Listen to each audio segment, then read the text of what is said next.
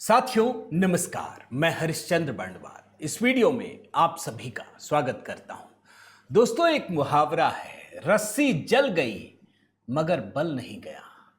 ये जो मुहावरा है ना दोस्तों, ये अभिषेक बनर्जी पर, ममता बनर्जी पर एकदम से फिट बैठता है। आप देखिए, पश्चिम बंगाल के भीतर इतनी बुरी हार हुई है, बंगाल की जनता ने औकात दिखाई है कि आपकी हैसियत क्या है। भ्रष्टाचार के मामले में इनके नेताओं की लगातार गिरफ्तारी हो रही है। जनता जनार्दन के गुस्से के बाद टीएमसी के नेता एक एक करके छोड़कर जा रहे हैं, लेकिन अभिषेक बनर्जी की जो अकड़ है ना, वो अभी तक गई नहीं दोस्तों। आप जानती क्या कर रहे हैं? वो सीधे शुभेंदु अधिकारी को, पश्चिम बंगाल के मुख्यमंत्री को सीधे धमका रहे हैं, चुनौती दे रहे हैं। और गुरूर इतना सिर चढ़कर बोल रहा है कि अभी मैं आपको दिखाता हूं, लेकिन ज्यादा देर तक टिका नहीं दोस्तों। पश्चिम बंगाल की सीआईडी ने ही घर जाकर उन्हें धर दबोचा। ये जो भाग रहे थे ना कभी इधर उधर, उनको नोटिस थमाया, उन्हीं को थमाया है। और उसके बाद फिर पूछा है, सारे हिसाब किताब मांग लिए हैं दोस्तों। तो आज के वीडियो में जरा मैं दिखाऊंगा कि किस तरीके से शुभेंदु अधिकारी सरकार ने अभिषेक बनर्जी की अकड़ को, जो उनकी दादागिरी है ना, वो उनको आईना दिखाने का काम किया है। और मैं बार बार बोलता हूं ना दोस्तों, इन लोगों से सहानुभूति रखने की जरूरत नहीं है। पश्चिम बंगाल की जनता तो इस समय बिल्कुल भी मूड में नहीं है। उसका आज एक चेहरा देखने को मिला है। तो आज के वीडियो में दोस्तों, ये तो मैं आपको दिखाऊंगा ही, लेकिन साथ ही दिखाऊंगा कि कैसे शुभेंदु अधिकारी सरकार ने पश्चिम बंगाल को सबसे बड़ा गिफ्ट दिया है। आज आपको देखकर लगेगा कि पश्चिम बंगाल वास्तव में बदल गया है। ये सबसे बड़ा गिफ्ट क्या है, कैसे पैसों की बारिश हो रही है, ये मैं आज के वीडियो में डिकोड करने जा रहा हूं। और भी छोटी मोटी बड़ी सारी खबरें हैं दोस्तों। मैं निवेदन करता हूं, जरूर एक कमेंट कीजिएगा दोस्तों, जय सिया राम लिख दीजिएगा, ताकि संवाद का सिलसिला भी शुरू हो। देखिए, आज सुबह जो वीडियो बनाया दोस्तों, इतने सारे फ्लैग डाल दिए कि जो वीडियो लोगों तक भारी संख्या में पहुंचनी चाहिए थी, वो पहुंची नहीं। तो इसीलिए मैं आग्रह करता हूं, एक कमेंट कर दीजिएगा, लाइक कीजिएगा, शेयर भी कीजिएगा दोस्तों। और एचबी शॉर्ट्स के वीडियो जरूर देखिएगा जो कमेंट में पिन कर दिया है। आइए, सबसे पहले तो मैं कुछ विजुअल से ही शुरू करता हूं दोस्तों, जब ये वीडियो रिकॉर्ड कर रहा हूं उसी समय एक बहुत बड़ी खबर आ रही है। मैं जो दिखाने जा रहा था उससे पहले आपको दिखा दूं कि अभिषेक बनर्जी की बंगाल के लोगों ने जमकर पिटाई की है। इतना पीटा है कि समझिए कपड़े तक फाड़ दिए हैं, इतना बुरा हाल किया है। अभी थोड़ी देर पहले गरज रहे थे, बरस रहे थे, लेकिन आप देखिए ना कितना मारा है, कितना पीटा है, सारी गुंडागर्दी निकाल दी है। आप जरा इस विजुअल को देख लीजिए।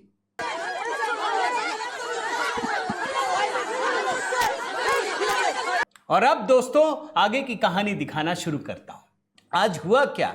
आज पश्चिम बंगाल की सीआईडी वो अभिषेक बनर्जी के घर पहुंची।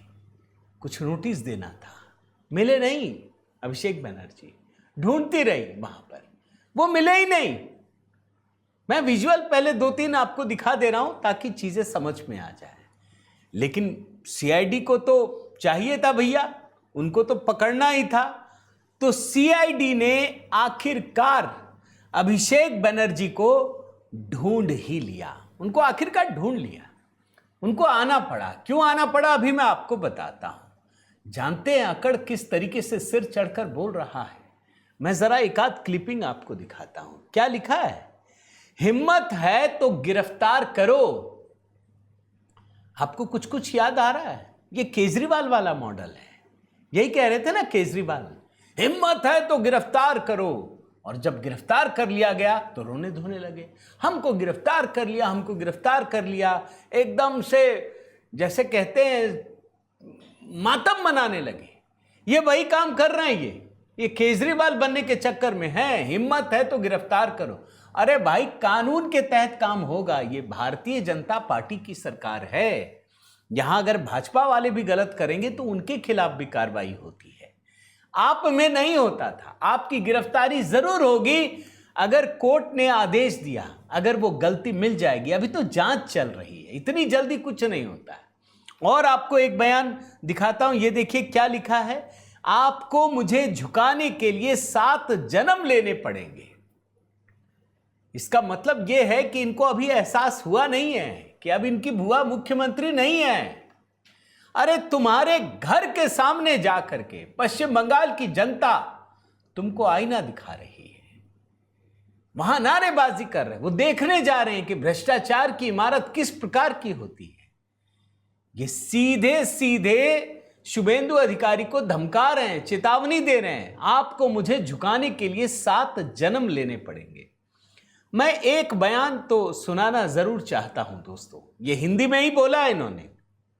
ये कह रहे हैं कि पहले तो ईडी सीबीआई थी, अब बंगाल पुलिस और कोलकाता पुलिस आ गया है।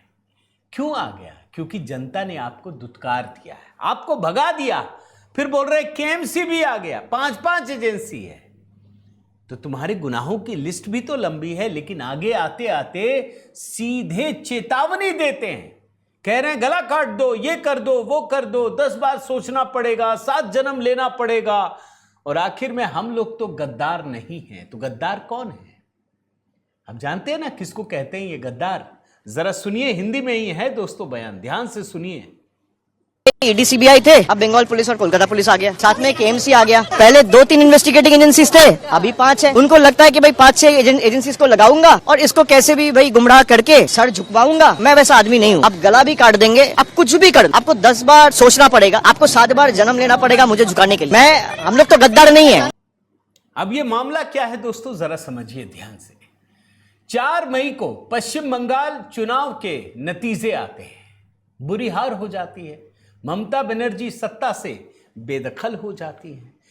6 मई को टीएमसी विधायक दलों की बैठक होती है, और मैं आपको दिखा चुका हूं कि अधिकतर तो आते ही नहीं है विधायकों में कम से कम उस समय मुझे याद है कि 60 से भी कम विधायक पहुंचे। मतलब विधायक पहुंचे ही नहीं। अब जो भी बात रही हो, उसके बाद ममता बनर्जी खुद से ही पार्टी का नेता, उपनेता, मुख्य सचेतक सब चुन देती हैं, कोई बात नहीं। और इसके बाद अभिषेक बनर्जी के हस्ताक्षर से विधानसभा अध्यक्ष को, कार्यालय को एक चिट्ठी भेजी जाती है और कहा जाता है कि हमने विपक्ष का नेता शोभन देव चट्टोपाध्याय को बना दिया है।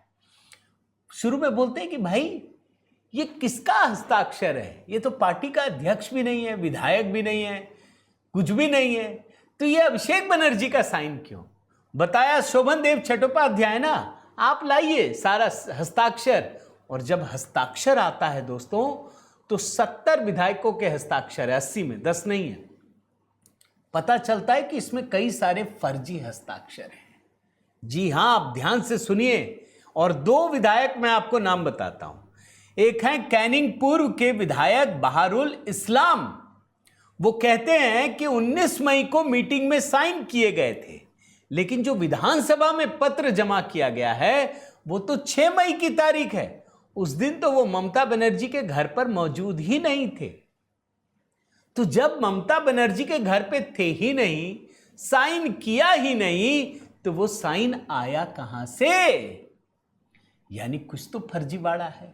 फिर इसी तरीके से एक और विधायक हैं चौरंगी से, 5 बार की विधायक, 5 बार की चौरंगी से, इनका नाम है नयना बंदोपाध्याय। ये भी अपनी बात रखती हैं।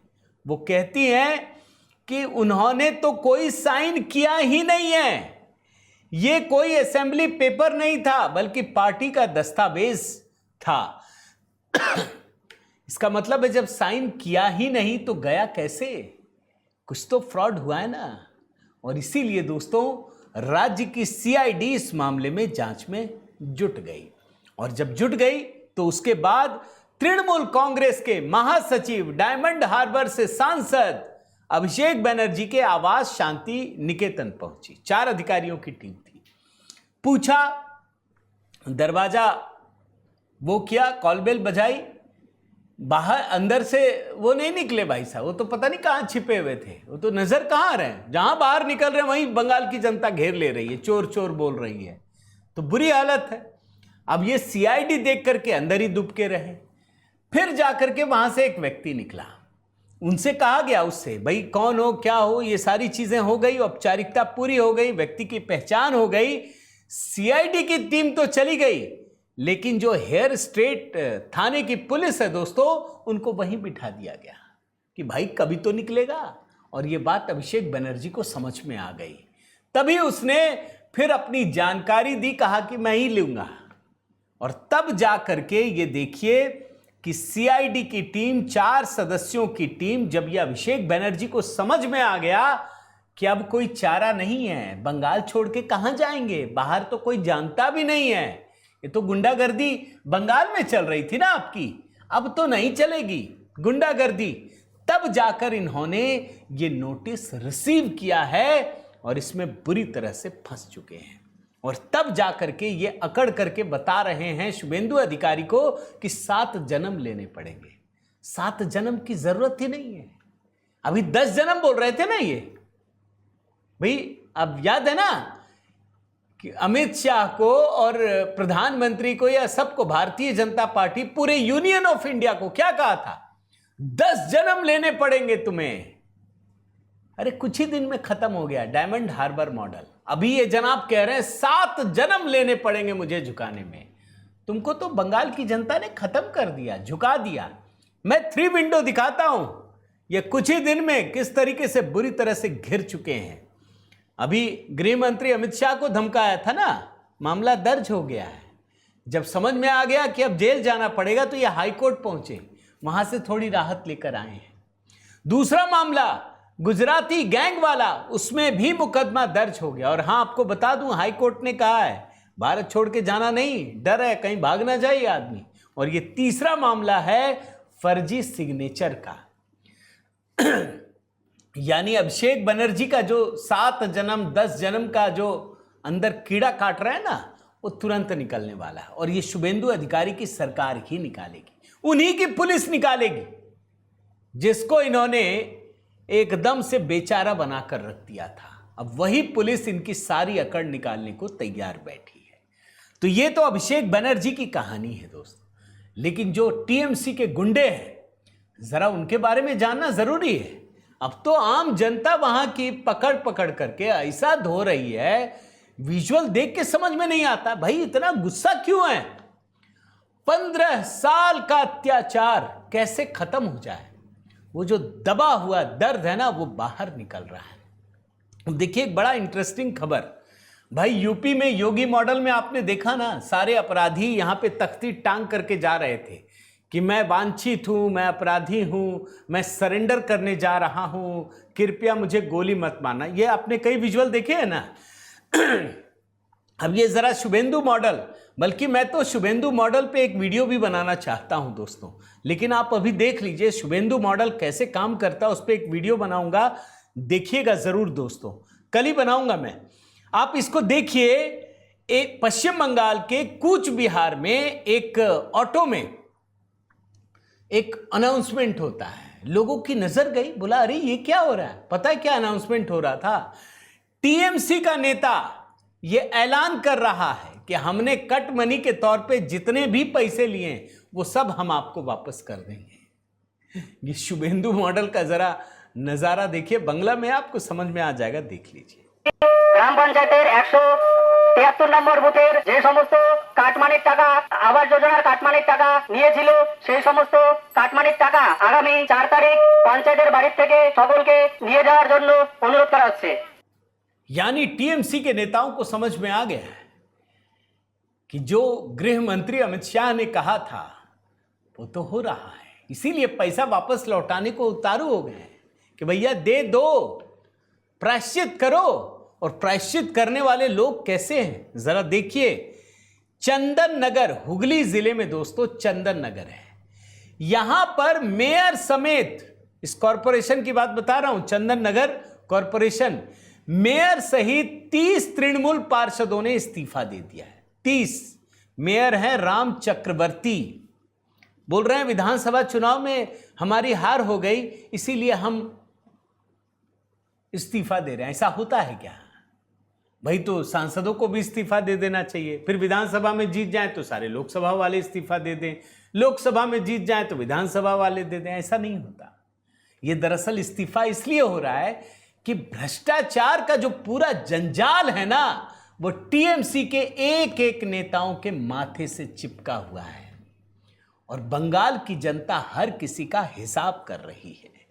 आप जिस चंदन नगर नगर निगम की बात बता रहा हूं ना दोस्तों, जानते हैं यहां कितने पार्षद हैं? टोटल 33 पार्षद हैं और 30 ने इस्तीफा दे दिया। यानी पूरा का पूरा बोर्ड ही टीएमसी का भंग हो गया है और ये सभी पार्षद भारतीय जनता पार्टी में शामिल होना चाहते हैं। टीएमसी के 31 पार्षद हैं, 30 ने इस्तीफा दे दिया, एक ने इस्तीफा नहीं दिया, 2 वामपंथी पार्षद हैं, उसने भी नहीं दिया। अब आप खुद सोचिए कि 32 साल पहले नगर निगम बना, अभी चल रहा है दोस्तों 2026, अगले साल चुनाव होना, यानी पूरा 1 साल बचा है, लेकिन उससे पहले ही सारे पार्षदों ने इस्तीफा दे दिया। एक एक पार्षद को चुनाव लड़ने के लिए लाखों रुपए खर्च करने पड़ते हैं।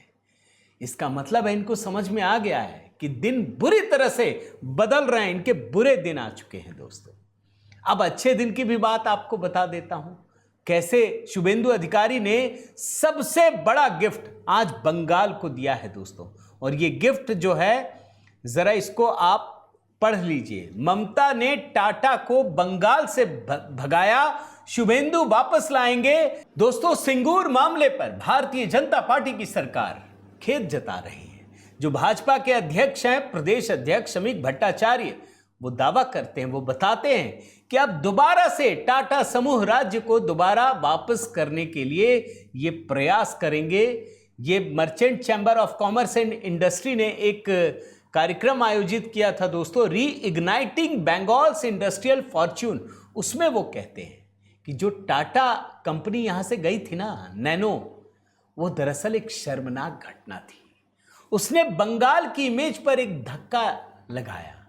उससे जो उद्योगपति हैं या जितने भी औद्योगिक घराने के लोग हैं, उनके मन में एक डर बैठ गया कि अगर हम बंगाल में जाएंगे तो सही नहीं होगा। ये बंगाल औद्योगिकीकरण के लिए उपयुक्त नहीं है।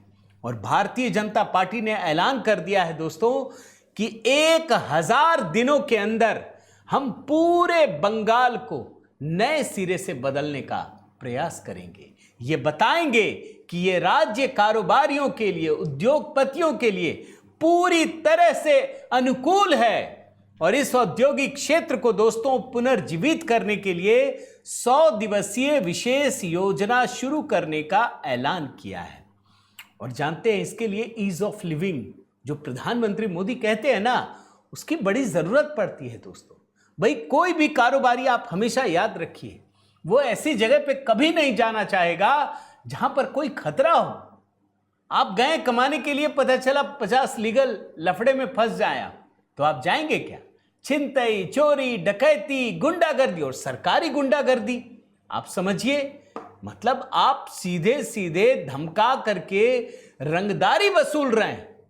कोई उद्योगपति टिकना नहीं चाहता दोस्तों। और ममता बनर्जी तो इसके शीर्ष पर बैठी थी।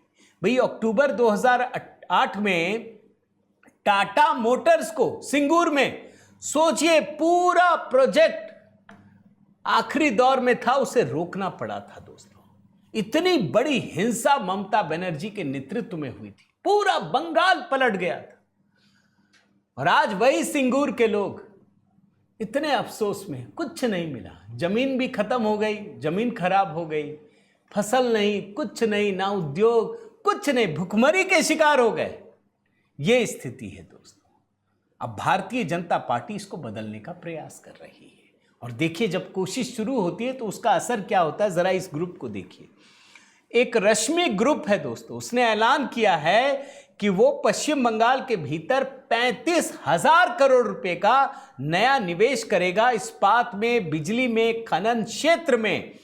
और इस रश्मि ग्रुप ने कहा है कि 7 मिलियन टन प्रति वर्ष जो लौह और इस्पात क्षमता है उत्पादन की, उसमें 30,000 करोड़ से अधिक का निवेश करेगा और 3 कोयला खदानों को चालू करने पर 5,000 करोड़ रुपए खर्च किए जाएंगे। बताइए, ये कोलकाता का रश्मि ग्रुप है और तेलंगाना सरकार के साथ 12,500 करोड़ रुपए का इसने एक समझौता ज्ञापन पर हस्ताक्षर किया है। यानी बंगाल में रहने वाले उद्योगपति भी बाहर जा रहे थे। ये असल चीज है। और जब ये इतना इन्वेस्टमेंट करेंगे दोस्तों, तो ये बता रहे हैं कि कम से कम 35,000 लोगों के रोजगार के अवसर यहां पर डेवलप होंगे। एक और खबर जोड़ देता हूं दोस्तों, वही शुभेंदु अधिकारी सरकार ने होल्डिंग सेंटर बनाने की बात कही थी ना। जानते हैं कितने हो गए? 11 होल्डिंग सेंटर हो चुके हैं और सैकड़ों अवैध बांग्लादेशियों को हिरासत में लिया जा चुका है। और इतना ही नहीं, जो लोग बोल रहे थे कि बांग्लादेशी हैं या नहीं हैं, अब तो बहुत सारे वीडियो आ रहे हैं। मैं तो एक पाकिस्तानी ब्लॉगर का देख रहा था वीडियो, वो पाकिस्तानी है, वो बांग्लादेश में घुस करके बांग्लादेश में ब्लॉग बनाते बनाते हिंदुस्तान की सीमा में घुस जाता है और पूरा रिकॉर्ड करता है सब कुछ। ये काम ममता बनर्जी ने किया है। जमीन नहीं दी और पूरे के पूरे बॉर्डर को खुला छोड़ दिया दोस्तों। अब आप देखिए, भारत ने बांग्लादेश को 2680 लोगों के नाम दिए हैं जो बांग्लादेशी हैं, ताकि इनको बांग्लादेश भेजा जा सके। एक और खबर आपको आखिर में दिखा देता हूं दोस्तों, दार्जिलिंग शिक्षा भर्ती घोटाला। भाई, इस मामले में हाई कोर्ट ने सीबीआई जांच के आदेश दिए थे। अब जानते हैं क्या किया था ममता बनर्जी सरकार ने? वो सुप्रीम कोर्ट पहुंच गई। वो घोटाले में जांच नहीं चाहती थी, बल्कि घोटाले को दबाना चाहती थी। आरजी कर मामले में इतना बड़ा कांड हो गया, वो कांड में न्याय नहीं देना चाहती थी, कांड को दबाना चाहती थी। अब नई सरकार बनी है और यह फैसला किया गया है कि जो कोलकाता हाई कोर्ट ने सीबीआई जांच के आदेश दिए हैं और उसके खिलाफ जो ममता सरकार सुप्रीम कोर्ट गई थी, अब उस याचिका को वापस लेंगे ताकि सीबीआई जांच की जो अड़चन है वो समाप्त हो सके। ये 400 से अधिक शिक्षकों की अवैध तरीके से नियुक्ति का मामला है दोस्तों। तो देखते जाइए क्या क्या हो रहा है। लेकिन मैं देख रहा हूं कि अभिषेक बनर्जी हो, ममता बनर्जी हो, इनकी अकड़ खत्म नहीं हुई है दोस्तों। अब भी इनको लगता है कि ये जनता जनार्दन से ऊपर है। उम्मीद करता हूं दोस्तों ये वीडियो आपको जरूर पसंद आया होगा। कमेंट कीजिएगा, जय सिया राम लिख दीजिएगा, लाइक कीजिएगा, शेयर कीजिएगा। अगर चैनल आपने सब्सक्राइब नहीं किया है दोस्तों तो जरूर कीजिएगा। बने रहिए, जुड़े रहिए। बहुत बहुत धन्यवाद। जय सिया राम।